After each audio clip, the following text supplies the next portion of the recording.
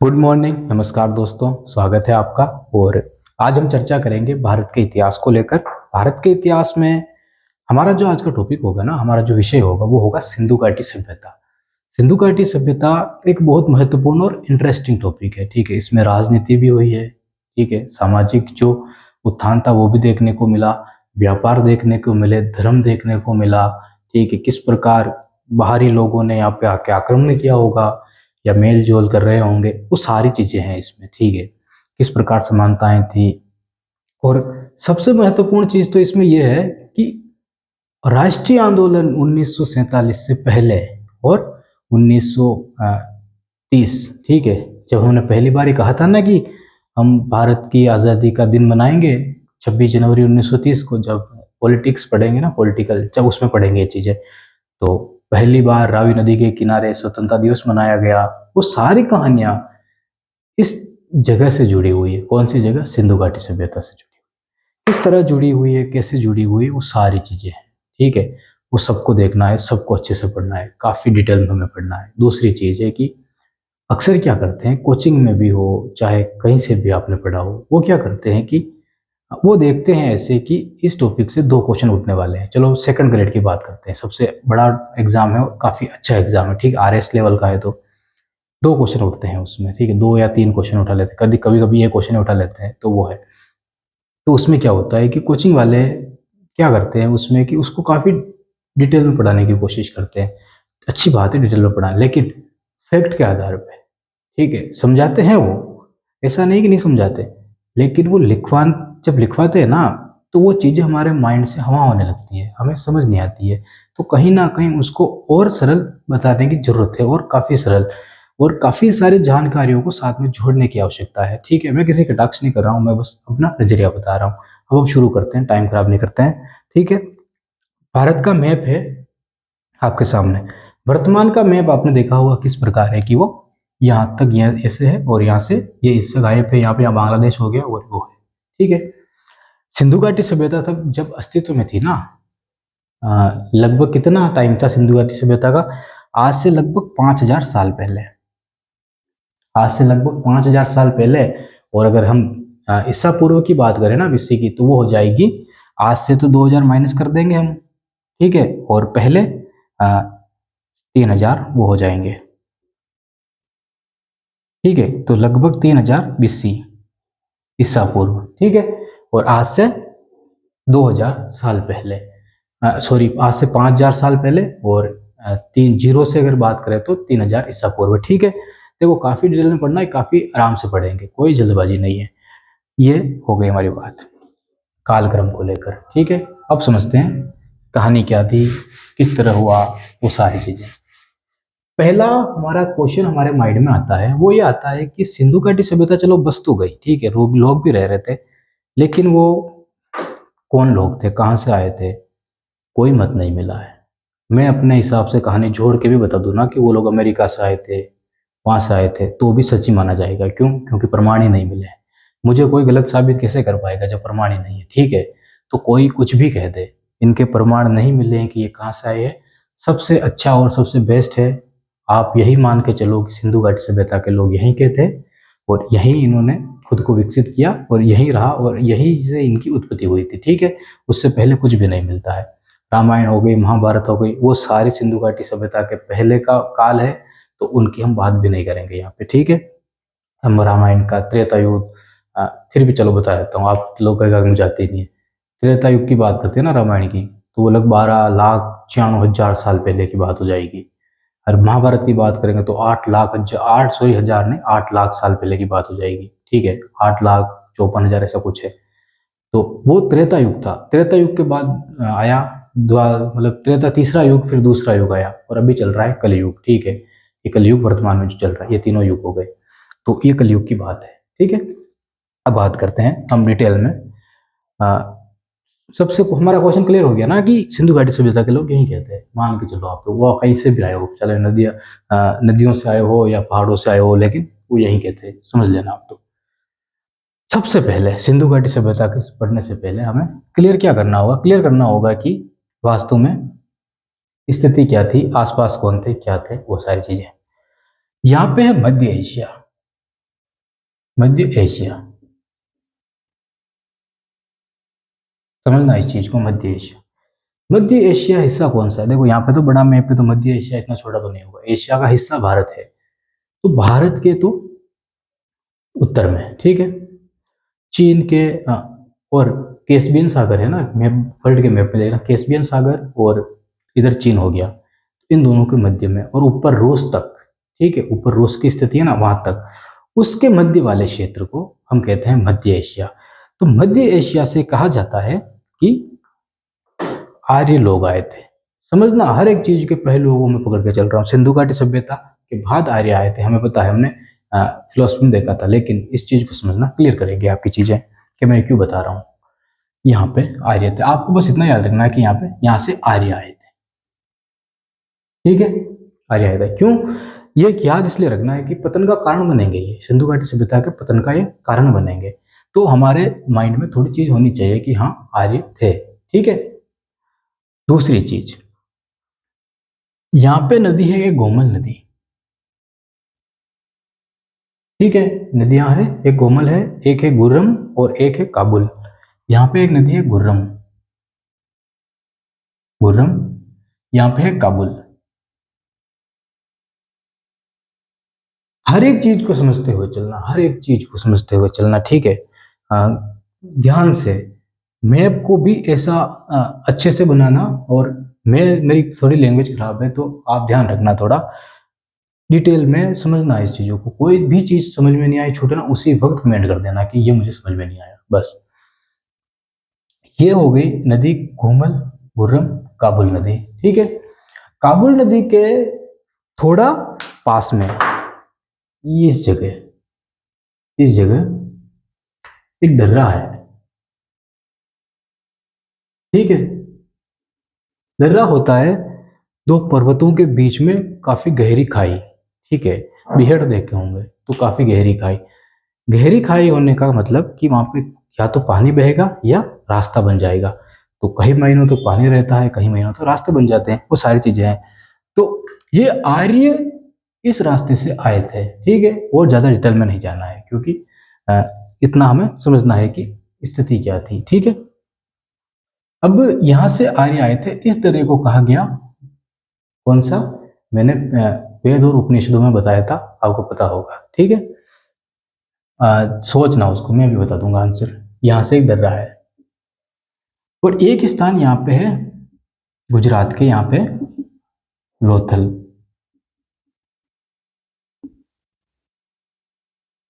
ठीक है। गुजरात में यहाँ पे नहीं है, इधर हो सकता है, गुजरात में है, मतलब लोथल, ठीक है।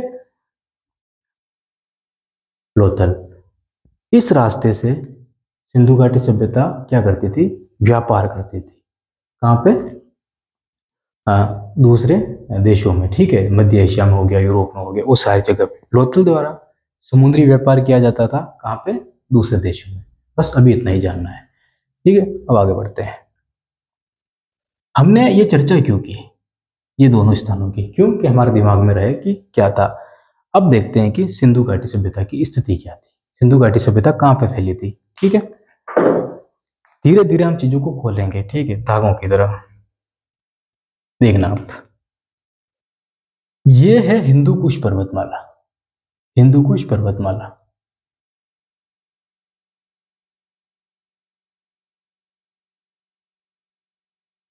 हिंदू कुश पर्वतमाला, यहाँ पे जो दर्रा है ना, वो ग्रेबर दर्रा है, ठीक है।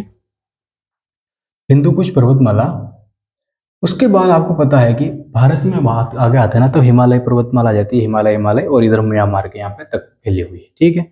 तो ये पर्वतों का है, और इस स्थान वाले पर्वत को कहा गया हिंदू कुश पर्वतमाला। इसी पर्वतमाला को काट कर आर्य आए थे, काट कर नहीं, मतलब कटा हुआ भाग था, लेकिन पार करके आए थे, तो हम इसे बोलते हैं काट कर आए थे, चीजें हैं। हिंदू कुश पर्वतमाला आपने देखा होगा पाकिस्तान की और अफगानिस्तान की सीमा पे, मतलब कि उस क्षेत्र में स्थित है। तो कहीं ना कहीं ये पाकिस्तान, सॉरी, अफगानिस्तान, ठीक है, पाकिस्तान और भारत, इंडिया। समझना, मैंने इनके बीच में नहीं लिखा, ये स्थिति है ना, ये अफगानिस्तान यहाँ पे, पाकिस्तान बीच में, और इंडिया ये रहा, ठीक है। मैंने बाहर लिखा है इनको, समझना इस चीज को। अफगानिस्तान पाकिस्तान और इंडिया, ये तीनों देशों में सिंधु घाटी सभ्यता फैली हुई थी। तीनों देशों में सिंधु घाटी सभ्यता फैली हुई थी, ध्यान रखना। दूसरी चीज, जब आर्य आए थे ना भारत में, ठीक है, आर्य जब भारत में आए थे ना, तो उनकी स्थिति कुछ इस प्रकार थी।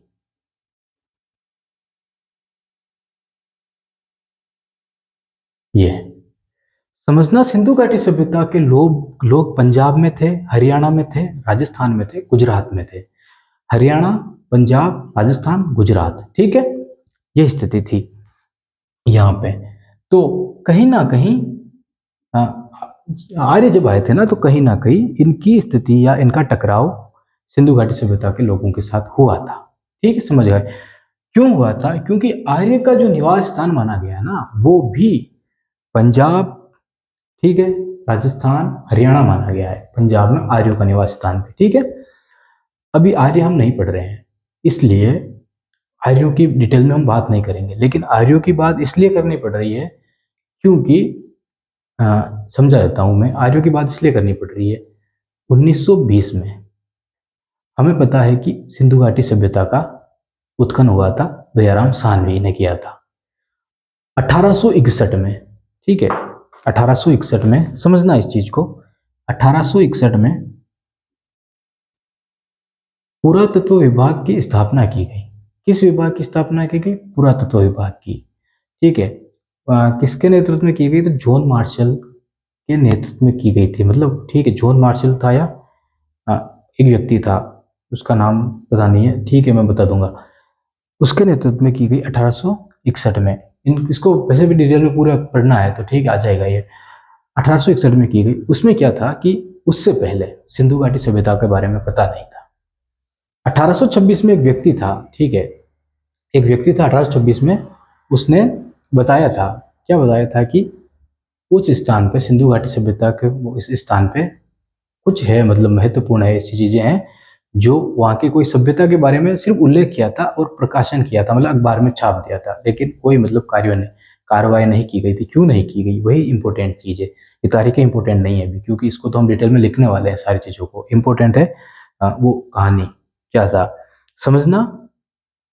ये आर्यों का जो मध्य एशिया स्थान है ना, तो अंग्रेज कहीं ना कहीं ये मानते थे, क्या मानते थे? अंग्रेज ये मानते थे कि कहीं ना कहीं इन आर्यों को हमारे देश से भारत में आए हैं, ठीक है, तो वो मानते थे कि इनको या तो हमने खदेड़ के भगाया है, अंग्रेज मानते थे, या ये हमारे ही, हम इनके पूर्वज हैं, ये हमारे ही, मतलब कि श्रेष्ठ, अंग्रेजों ने खुद को श्रेष्ठ माना है कि हमारे ही वंशज है, ये गए हैं।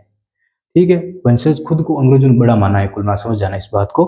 तो आर्यों को कहीं ना कहीं किसका मतलब की संतानें मानी है? तो अंग्रेजों ने अपनी संतानें ही मानी है।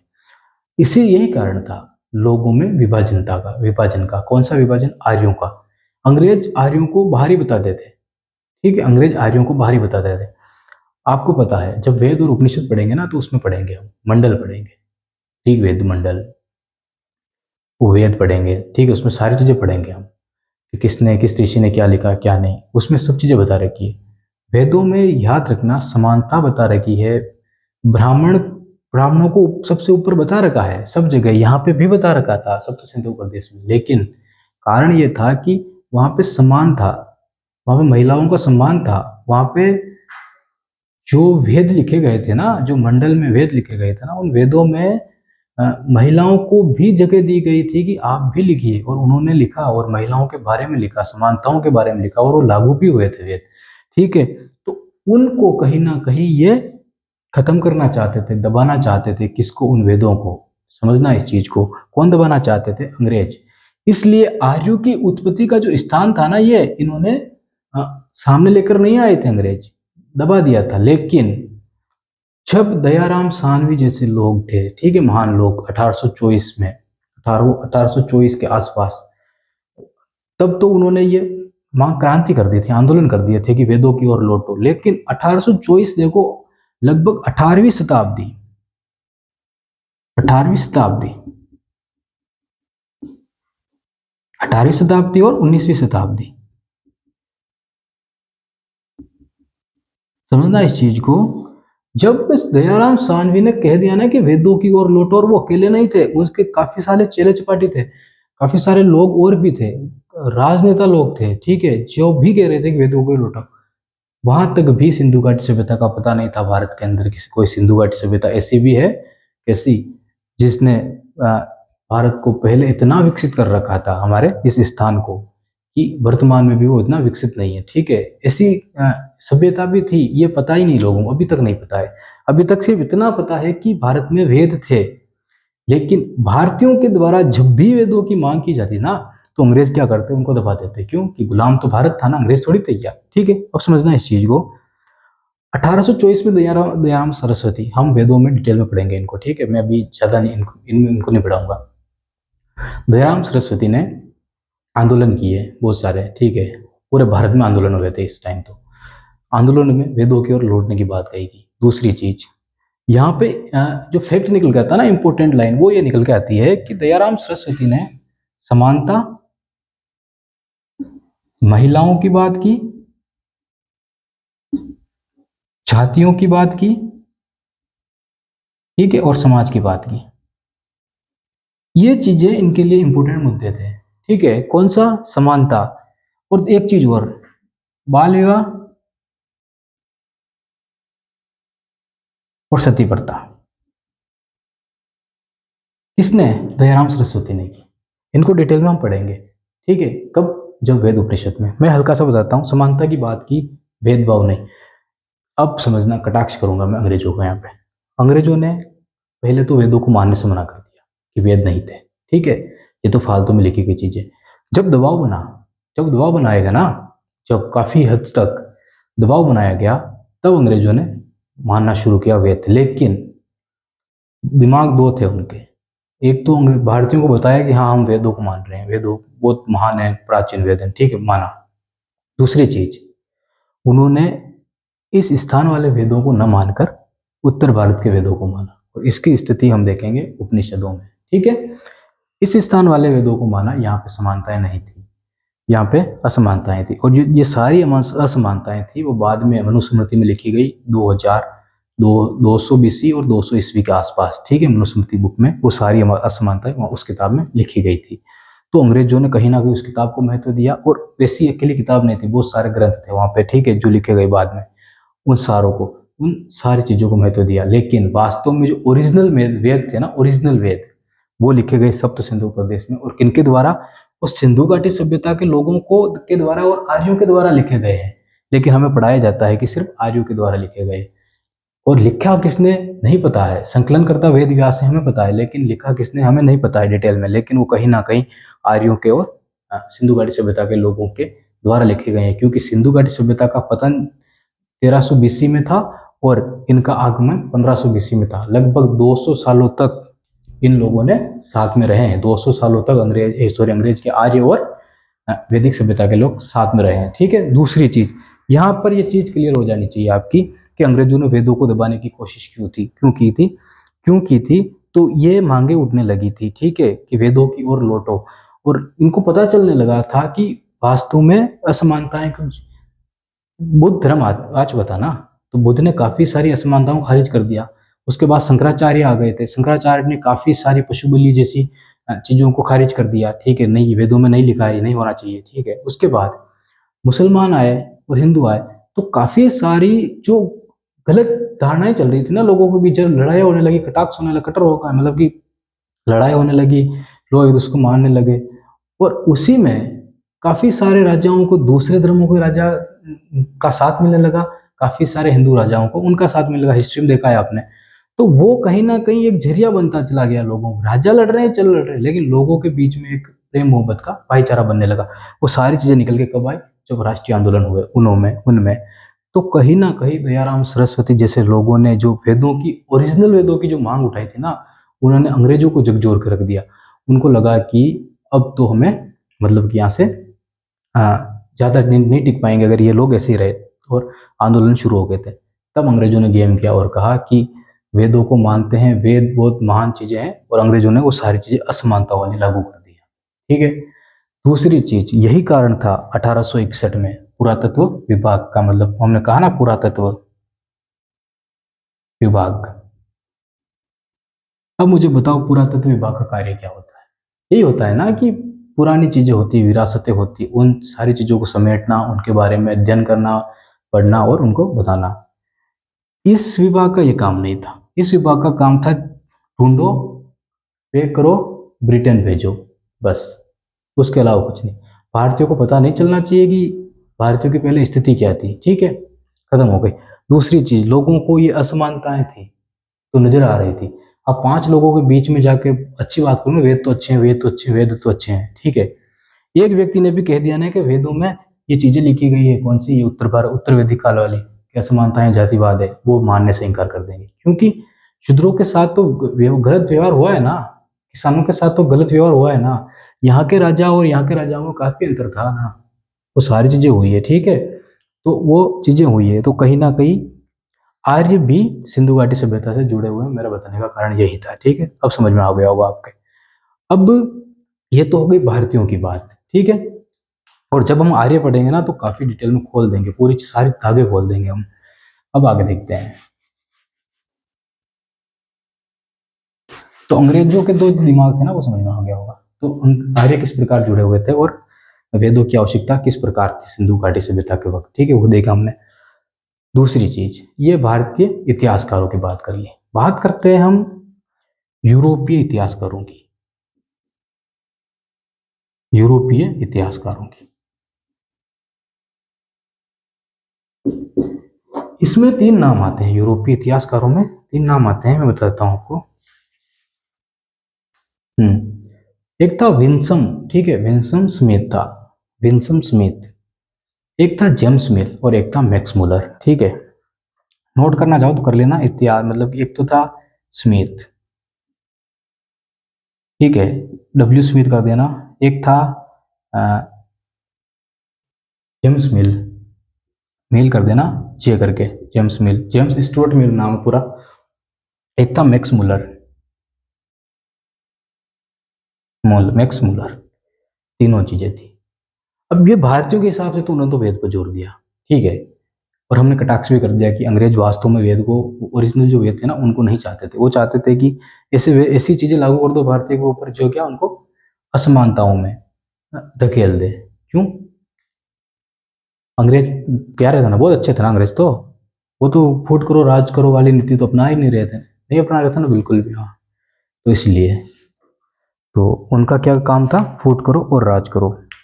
देखते हैं यूरोपीय इतिहासकारों का। सिकंदर का नाम सुना होगा ना, अलेक्जेंडर। पूरे भारत को, सॉरी, पूरी दुनिया को जीतने निकला था। पूरी दुनिया को जीतने निकला था, लास्ट में मर गया था। तब क्या बोला था उसने कि खाली हाथ ही जा रहा हूं मैं तो, सपने तो मेरे इतने बड़े थे, चीजें हैं, ठीक है। थोड़ा रिलैक्स करने के लिए मैं थोड़ा मजाक किया। अब समझते हैं आगे। इन्होंने वास्तव में 326 में, 326 ईस्वी में सिकंदर को महान बताया। किसने बताया? इन लोगों ने बताया। क्यों बताया? ये लोग इन वेदों को खारिज करना चाहते थे कहीं ना कहीं, इसलिए इन्होंने कह दिया कि 326 ईसा पूर्व से सिकंदर के आक्रमण के बाद ही भारत में शुरुआत हुई है किसकी? इतिहास की। यहाँ पे सारी कहानियां खत्म कर दी, भारत में इतिहास की शुरुआत कर दी इन लोगों ने कहीं ना कहीं। मतलब कि भारत के अंदर जो भी शुरुआत हुई, ठीक है, मानवों को लेकर, इंसानों को लेकर, वो शुरुआत किसको लेकर बता दी? सिकंदर के आक्रमण को लेकर बता दी। क्या कहा कि सिंधु घाटी सभ्यता के बाद पोरस से युद्ध हुआ, ठीक है। छोटे छोटे राजा थे, चलो नदी किनारे पोरस था, वो खतरनाक युद्ध है भाई, काफी सारी हाथियों वाला युद्ध है, उसको पढ़ेंगे बाद में कभी, ठीक है। तो यहाँ पे सिकंदर के आना, आक्रमण आना, ठीक है, और सिंधु घाटी सभ्यता को पार करना, आक्रमण करना, यहाँ पे लड़ाइयाँ लड़नी, और फिर वहाँ पे क्षेत्र को जीत के उसको तो फिर लू लग गई, मलेरिया हो गया था और चला गया था। बेबीलोन में उसकी मृत्यु हो गई थी। काफी सारे बोलते हैं कि भारत के किनारे मृत्यु हो गई थी काफी, बेबीलोन में। सिकंदर की बात इतनी है हमारे लिए कि इन्होंने सिकंदर को के इतिहास को ही भारतीय इतिहास का मतलब कि बताया है कि यहाँ से शुरू हुआ है। किसने? जेम्स मिल ने, स्मिथ ने और मैक्स मुलर। सारे यूरोपीय, देखो यूरोपीय में अधिकतर तो ब्रिटेन वाले थे, ठीक है। तो ये सारे तो ब्रिटेन ही थे, ब्रिटेन के ही थे।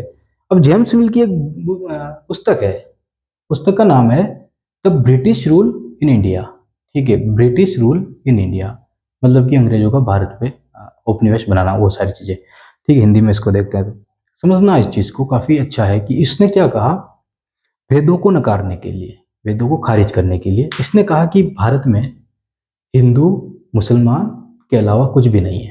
ठीक है, कब से चला आ रहा है, और सिकंदर के बाद आपने देखा होगा चीजें यहीं से आ रही है।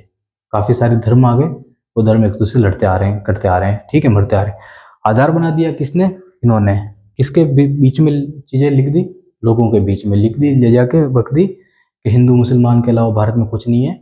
और अब अंग्रेज आए ना, वो भारत को एक अच्छा राष्ट्र बना के जाएंगे। कैसा अच्छा राष्ट्र? कि इनको खत्म करेंगे। ठीक है, खत्म क्या मतलब कि इनको इनकी औकात बताएंगे, और अंग्रेज सर्वश्रेष्ठ हैं, सबसे ऊपर है, और यही लोग भारत को अच्छा राष्ट्र बनाएंगे और दुनिया में इसकी पहचान करवाएंगे। कौन कह रहा है? ये जेम्स मिल अपनी पुस्तकों में लिख रहा है। सबसे अच्छा विचारक माना जाता है ब्रिटेन में। ये अपनी पुस्तक में भारत के लिए इस तरह की चीजें लिख रहा था। क्यों? जेम्स मिल ने जो चीजें लिखी ना, ठीक है, अब समझना इस चीज को आगे। काफी दबाव पड़ा किसके ऊपर? भारतीयों के ऊपर। किसने डाला? भारतीय सॉरी अंग्रेजों के ऊपर। किसने डाला? भारतीय जो महान क्रांतिकारी लोग थे ना, उन्होंने, जैसे दयाराम सरस्वती, स्वामी विवेकानंद, ठीक है, और बाद में जब सुभाष चंद्र बोस, काफी सारे लोगों ने डाला प्रभाव।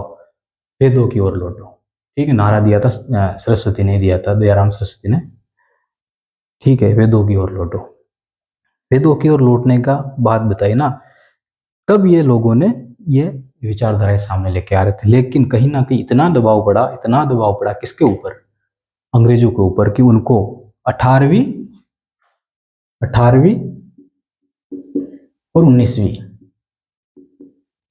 18वीं और 19वीं सदी, तो समझना इसके तो अंत में और इसकी शुरुआत में, 19वीं की शुरुआत में अंग्रेजों को क्या करना पड़ा? इन वेदों को लिखना पड़ा, और लिख के लोगों को बताना पड़ा। और अंग्रेजों ने जो वेद लिखे ना, वो वेद कहीं ना कहीं असमानताओं से भरे हुए थे।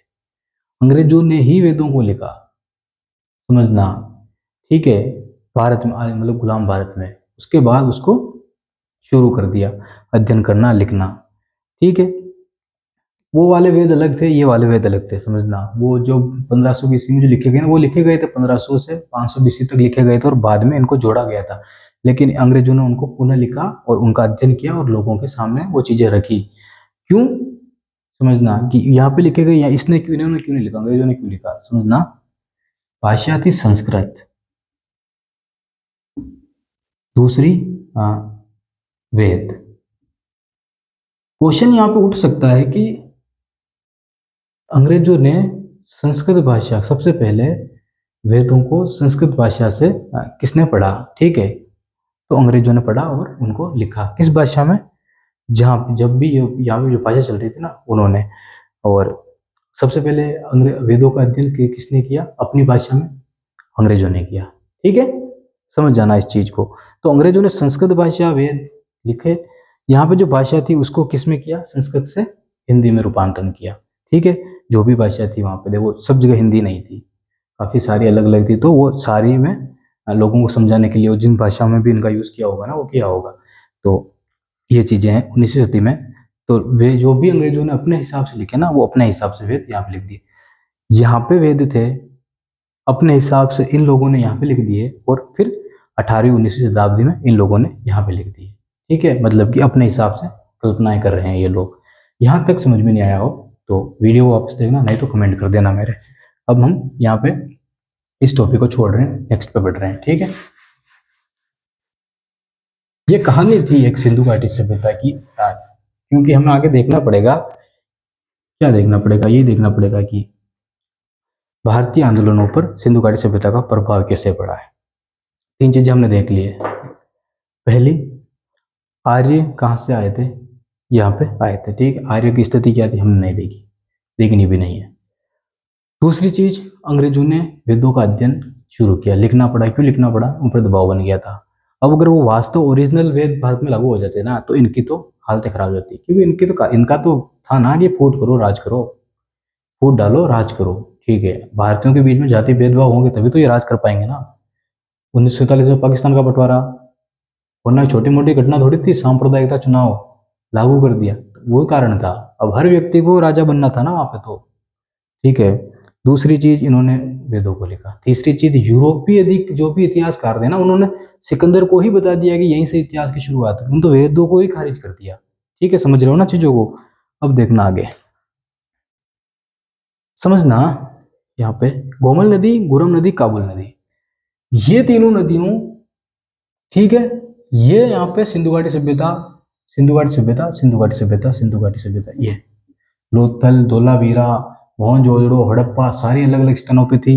यहाँ पे शुतुरमुर्ग नाम था, शुतुर, हाँ कुछ था यहाँ पे, ठीक है, अफगानिस्तान की ये सभ्यताएं विकसित हुई है। ठीक है, राजस्थान में कालीबंगा, धोलावीरा, धोलावीरा लोथल गुजरात, इधर मोहनजोदड़ो हड़प्पा पाकिस्तान, इधर शुतुरदुई, हाँ कुछ नाम था वो, यहाँ पे हो गई। ठीक है, तो चल रही थी। पंजाब हरियाणा में भी कुछ स्थान थे, वो सारी चीजें वो पे हमें एक एक पढ़नी पड़ेगी।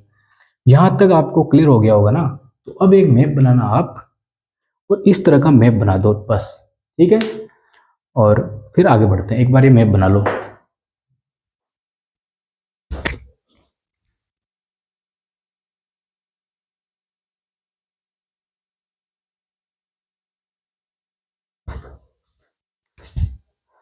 यहाँ पे मैंने वो मिटा दिया था ना, कुछ लिखा हुआ था, वो आप लिख लेना है ना, वीडियो को पीछे करके, वो मैंने मिटा दिया है।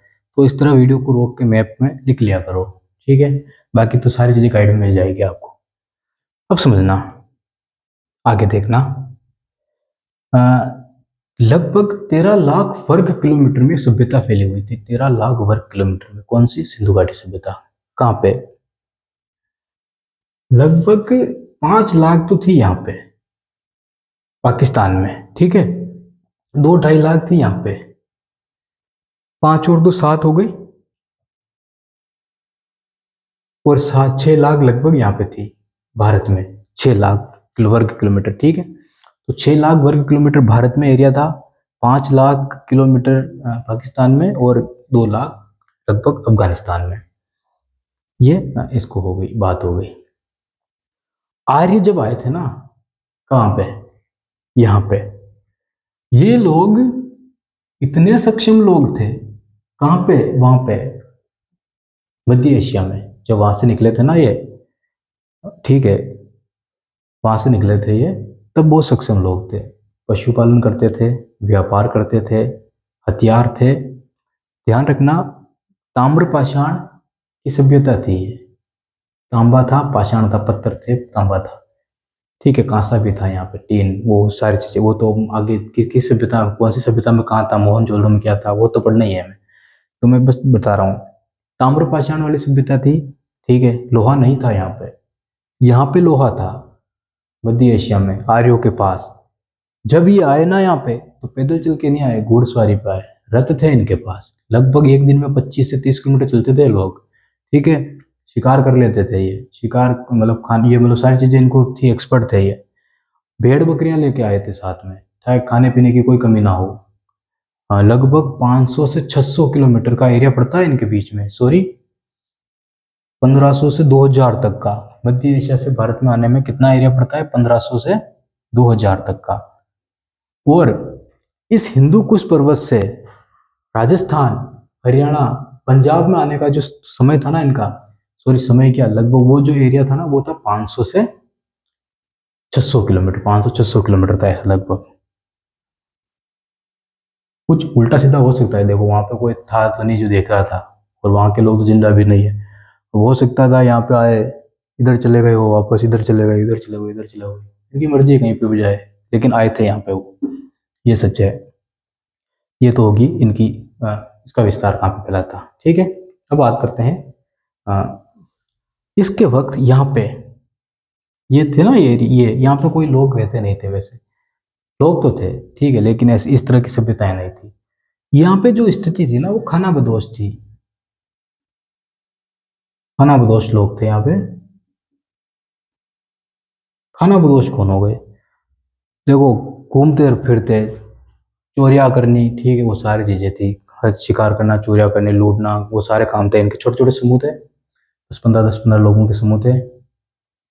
हाँ, भूख लगती चोरियां कर लेते, ठीक है, वो सारी चीजें चल रही थी यहाँ पे, इस जगह। इस जगह मतलब ये पूरा भारत हो गया ना। और फिर बाद में चल के यहाँ पे तो महापाषाण काल के लोग आए, जिन्होंने इतनी बड़ी बड़ी कब्रें बनाई अपनी, और उन कब्रों में क्या करते पता है, उन कब्रों को छुपाते थे, उसके अंदर सोना चांदी और रोटियां वोटियां सब, कोई भी व्यक्ति मर जाता उसको उसके ऊपर बहुत बड़ी कब्र बनाते, उसको सुला देते अंदर। ठीक है, इनको तो जलाने का तो वो नहीं था ना, इनके सुला देते कब्रों में उनको, फिर रोटियां सोना चांदी सारे, फिर बहुत बड़े बड़े पत्थरों के वो बनाते। ठीक है, पैक कर देते उसको, ताकि वो चोरी करके नहीं ले जाए। ये क्यों करते थे? इसलिए करते थे कि इनको लगता था कि मरा नहीं है आदमी, चेतना जिंदा हो, जब एक बार जिंदा होगा वापस तो ये खाएगा, भूख लगेगी तो ऊपर खाएगा, वो सारे दिन की भावनाएं थी, सोच थी। ठीक है, बात करनी है सिंधु घाटी सभ्यता की। यहाँ तक सिंधु घाटी सभ्यता आपको समझ में आएगी, आसानी से समझ आएगी होगी। और अब मुझे नहीं लगता कि कुछ भूलोगे, क्योंकि हमने धीरे धीरे बोला है और काफी अच्छे से समझा है। ठीक है, ये स्थिति अगर समझ में आ गई ना, तो अब जब भी सिंधु घाटी सभ्यता की आगे हम चर्चा करेंगे ना, तो चर्चा काफी अच्छी रहेगी। कुछ फैक्ट और हैं, देखो। शुतुर शुतुरमुर्ग नाम था इसका। ठीक है, यहाँ पे जो सभ्यता थी, वैसे भी हम तो आगे पढ़ने वाले हैं। अ, लोहे की खोज इन्होंने कर दी, हमने लिख लिया। यहाँ तक ये विदय है ना, विदय, यहाँ पे विदय है एक, विदय है एक राज्य बिहार का। ठीक है, स्थान था, अभी तो नहीं है, पहले स्थान था, जो अभी बिहार है ना, बिहार है ना अभी, वहां पे कब आर्यों के समय। तो जो आर्य की संस्कृति फैली थी, यहाँ पे विदय तक फैली थी, राजस्थान तक। ठीक है, और जो सभ्यता थी वो गुजरात तक फैली हुई थी, दोनों को डिवाइड कर दिया। क्यों? क्योंकि समकालीन जो स्थिति थी ना आर्यों की और वैदिक सभ्यता के लोगों की, वो यहाँ पे थी। फिर आर्य धीरे धीरे उत्तर भारत के मैदान की तरफ बढ़े। और जो ये दिख रहा है ना, ये है गंगा नदी का मैंने बनाया है मैदान, गंगा नदी का मैदान, ये आसपास का क्षेत्र। ठीक है, और ये सिंधु घाटी सभ्यता का क्षेत्र। अब हमें थोड़ी आगे बात करनी पड़ेगी, देखना पड़ेगा, अब समझना इस चीज को। सिकंदर जब यहाँ पे आया था ना, इस स्थान पे, तो सिकंदर के वक्त यहाँ पे कुछ बस्तियां थी। कहाँ पे? सिंधु घाटी नदी के, सिंधु घाटी सभ्यता के यहाँ पे कुछ बस्तियां सिंधु घाटी सभ्यता के ऊपर बनी हुई थी। जब अंग्रेज थे ना, तब भी कुछ बस्तियां बनी हुई थी। तो वहां पे जब ट्रेनें चलाई गई थी ना, ट्रेन बनाई गई थी, तो काफी सारी ईंटें पाड़ पाड़ के, उखाड़ उखाड़ के तो वहां पे ले गए थे वो लोग। ठीक है, ये हुआ था यहाँ पे, ये सारा। अब हम डिटेल में पढ़ते हैं कि वास्तव में हुआ क्या था फैक्ट के तौर पे। अब कुछ चीजें आपको लिखनी पड़ेगी, बहुत समझ लिया हमने। अब शुरू करते हैं। सिंधु घाटी सभ्यता 300 से 1300 ईस्वी पूर्व मानी जाती है। 300 से 1300 ईस्वी, हर एक चीज को अब लिखते हुए चलना। ठीक है, मैं जो भी लिखा रहा हूँ समझ लिया हमने सारी चीजें। 1300 से सॉरी, कितना थी, 3300 सॉरी, 3300 से 1300 बीसी के मध्य सिंधु घाटी सभ्यता को माना जाता है। 3300 से 1300 बीसी के मध्य। ठीक है, अब ये जो सभ्यता थी ना, सिंधु घाटी सभ्यता, ये थी शहरी शहरी सभ्यता। कौन सी सभ्यता थी? शहरी सभ्यता थी। ठीक है, अब आर्यों की जो सभ्यता थी ना, वो थी ग्रामीण सभ्यता। ध्यान रखना, आर्यों की लिखना नहीं है आर्यों के बारे में कुछ भी, लेकिन ग्रामीण थी। यहाँ पे मैं थोड़ा बताता चलूंगा। और जब, देखो ये लाइन लिख रखी है, जब खोज नहीं हुई थी किसकी? सिंधु घाटी सभ्यता की, हमने पहले समझ लिया था अभी। वेदों को इतिहास की शुरुआत माना गया था। किसके द्वारा? अंग्रेजों के द्वारा। आर्यों को वेदों में भारत का मूल निवासी बताया गया था। ठीक है, वेदों में बताया गया था। क्यों? अपनी अब देखना यहाँ पे किस प्रकार अंग्रेजों ने दो भागों में बांटा। जो अंग्रेज खुद को तो बताते थे अपनी संस्कृति को श्रेष्ठ, और आर्यों को बताते थे वेदों के वेदों की देन। ठीक है, दो चीजें यहाँ पे थी। अंग्रेजों ने आर्यों को अपनी संस्कृति को श्रेष्ठ बताया ना, और आर्यों को वेदों को देन बताया। उसमें भी जो बड़ा वर्ग था ना, उसको महान बता दिया। किसने? अंग्रेजों ने। ताकि रूल तो उनका ही चल रहा है ना, लोग भारत के लोगों पर, ब्राह्मणों का, ठीक है, क्षत्रियों का रूल, तो राजा तो वही थे दोनों। ठीक है, तो उनका ही चल रहा था। तो अंग्रेजों ने उनको बेहतर बता दिया और उनसे अपनी संस्कृति को श्रेष्ठ बता दिया, तो वो भी खुश हो गए कि हाँ, हम भी श्रेष्ठ हैं। ठीक है, उनके साथ। और बाकी जो नीचे, उन पर आप राज करो, कुछ भी करो, हमें तो पैसे ला के दो, टैक्स ला के दो। ये अंग्रेजों की रणनीति थी चल रही थी। इसमें आगे देखना कि अपने श्रेष्ठ आर्यों के वंशज। ठीक है, ये हमने देख लिया। यहाँ पे जो समकालीन सभ्यता थी ना, वो मैं बोल देता हूँ, यहाँ पे समझने नहीं। मिस्र थी, नील नदी के किनारे। ठीक है, मेसापोटामिया थी, फजला नदी, फजला और गरात। ठीक है, कांस्य सभ्यता थी। और मिस्र सभ्यता थी, वो भी कांस्य थी। और आहड़ सभ्यता कहाँ पे? गुजरात, सॉरी, उदयपुर में है, पता करना कौन सी नदी के किनारे है। ठीक है, ये ताम्रपाषाण सभ्यता थी यहाँ पे। सभ्यता के प्रकाश में आने के बाद, अब हमने अभी तक तो ये बात की कि ये सभ्यता थी, ठीक है, लेकिन इस पर राष्ट्रीय आंदोलन का प्रभाव कैसे, मतलब राष्ट्रीय आंदोलन पर इस सभ्यता का प्रभाव कैसे पड़ा, वो समझना आपको। काफी सारी चीजें क्लियर हो जाएगी अब आपकी। अब मैं समझा रहा हूँ चीजों को। और ये गेम अंग्रेजों की नींव जड़ें हिला देगा। जो जो खेल है ना शुरू होने वाला है, ये हुआ क्या था यहाँ पे समझना। 1861 में पुरातत्व विभाग की खोज हुई थी। अंग्रेज क्या करते, गेम खेल रहे थे। पुरानी चीजें मिलती ब्रिटेन लेके भाग जाते, पुरानी चीजें मिलती ब्रिटेन लेके भाग, आज उनका नदियों में, सॉरी नावों में डाला, पैक किया और वहां पे, ठीक है, कुछ थी टूटी फूटी मूर्तियां वो यहीं पे छोड़ देते थे। इस तरह चल रहा था। काफी सारे हीरे ले गए थे ना, अपना तो कौन सा कोहिनूर हीरा ले गए ना, सबसे कीमती हीरा। तो वो चीजें हैं। एक व्यक्ति था दयाराम सरस्वती, 1920 में और 21 में। दयाराम सरस्वती,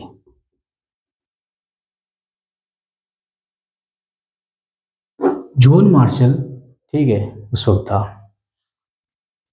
अंग्रेज खराब थे, बुरे थे, लेकिन काफी अंग्रेज अच्छे भी थे। काफी अंग्रेज अच्छे थे, मानवता में विश्वास रखते थे, काफी अंग्रेज थे। तो ऐसे हुए, महात्मा गांधी के समय भी हुए हैं।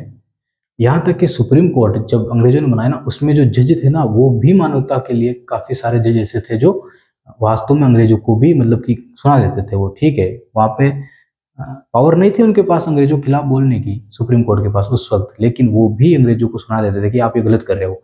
तो अंग्रेज काफी ज्यादा बुरे थे, ठीक है, लेकिन काफी ऐसे थे जो मानवता में विश्वास रखते थे। दोनों तरह के लोग होते हैं इस दुनिया में। दयाराम सानवी, सानवी 1920-21 की बात है। उत्खनन किया था किसने, इन्होंने। किसका, सभ्यता का। कौन सी, सिंधु घाटी का। सिंधु सभ्यता, सिंधु का, ठीक है। दयाराम सानवी ने मना कर दिया गया, नहीं करने दिया गया, रोक दिया गया, लेकिन इन्होंने किया। काफी दबाव पड़ा, लेकिन किया। कुछ अधिकारियों ने इनका साथ दिया था और इन्होंने किया। इन्होंने कहा कि कुछ तो है यहाँ पे, मैं खोज के तो निकाल दूंगा। जैसे ही इन्होंने इस चीज की खोज की ना, दुनिया ने देखा, पूरी दुनिया ने। कैसे देखा, इतना दबाव पड़ा अंग्रेजों के ऊपर, इतना कि अंग्रेजों को अखबारों में छापना पड़ा, ठीक है, और बताना पड़ा कि हाँ, आर्यों से पहले वैदिक संस्कृति आई है, ठीक है। एक बार ये लिखो, उसके बाद आगे देखते हैं।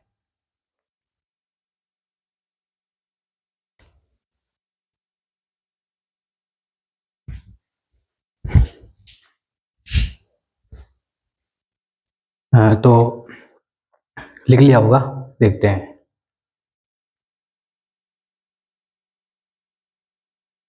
इन्होंने क्या किया कि सब प्रभाव पड़ा ना, पहले के क्या पता था, वेदों के बारे में पता था बस, ठीक है, और किस प्रकार के जो अंग्रेजों ने लिखे हैं। लेकिन दयाराम सरस्वती की इस खोज ने शहरीकरण को बता दिया कि सिंधु घाटी सभ्यता में शहरीकरण था। चीजें समझना, यहाँ पे चीजों को समझना आप देखना। अंग्रेज, ठीक है, आर्य मतलब कि अंग्रेज ने वेदों को महत्व दे दिया। अंग्रेजों ने कह दिया कि हाँ, भारत में वेद हुए हैं और वेदों की देन है आर्य और सभी लोग, ठीक है। किसने कहा, अंग्रेजों ने कह दिया। अंग्रेजों ने वेदों, समझना, ये ही शब्द है जो आपको सारे धागे खोलेगा। यही दो शब्द हैं। अंग्रेजों ने आर्यों को महत्व दे दिया, समझना। ग्रामीण, ठीक है। दूसरी चीज, जनजाति, ठीक है। तीसरी चीज, पशु,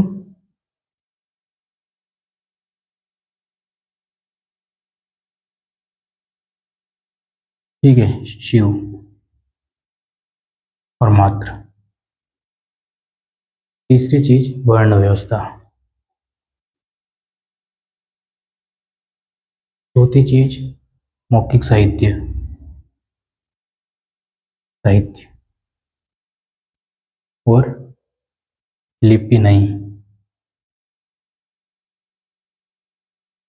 और ठीक है, ये चीजें थी कौन सी, ध्यान से समझना अब इन चीजों को कि क्या है ये। वेद में थे ये, किसमें, वेदों में, ठीक है। ग्रामीण सभ्यता थी। सिंधु घाटी सभ्यता का अस्तित्व में आना दयाराम सरस्वती के द्वारा क्या बता दिया, शहरी सभ्यता थी। अंग्रेजों की बात को गलत कर दिया यहाँ पे। इस तरह की बात को कि भारत में ग्रामीण संस्कृति थी और है, अंग्रेज ही इसे समृद्ध बनाएंगे, ठीक है। ये बात खारिज हो जाती है कि सिंधु घाटी सभ्यता भारत में एक ऐसी सभ्यता थी जो शहरी थी, शहरी। जनजातीय प्रभाव, अंग्रेजों ने आर्यों को लेकर का बताया कि जनजातियों में बटा हुआ था, इस व्यवस्था को हम सही करेंगे, हम समृद्ध करेंगे, और भारत के प्रत्येक व्यक्ति को, वो उनके देखो विचार, सबके विचार अच्छे ही होते हैं, वो कर कैसे रहे हैं वो बुरा होता है, ठीक है। खारिज कर देती है सिंधु घाटी सभ्यता। कॉन्सेप्ट आता है संगठित राज्य, राज्य। बात आती है पशुपति शिव की और मातृत्व की, ठीक है। तो वेदों में इनको माना गया है, शिव को और मातृ को। यहाँ पे खारिज कर देते हैं बात को, किसको, बात खारिज किसको कर देते हैं यहाँ पे, इंद्र, वरुण, इनको, मतलब वास्तविक देवताओं को माना गया, बारिश को, वर्षाओं, इनको, ठीक है। वर्ण व्यवस्था,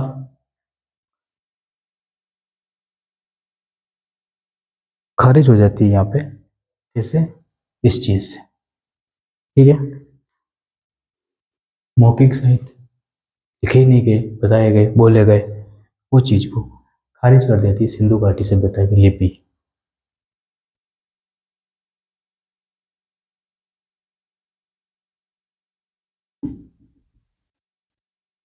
लेकिन ये विदक पढ़ी नहीं गई, लेकिन लिपि थी, यहाँ पे नहीं थी, तो लोगों ने इन पे कम विश्वास किया, इस पे ज्यादा विश्वास किया, ठीक है। ये चीज हो गई, इसको लेकर एक बार लिख लो, आगे देखते हैं।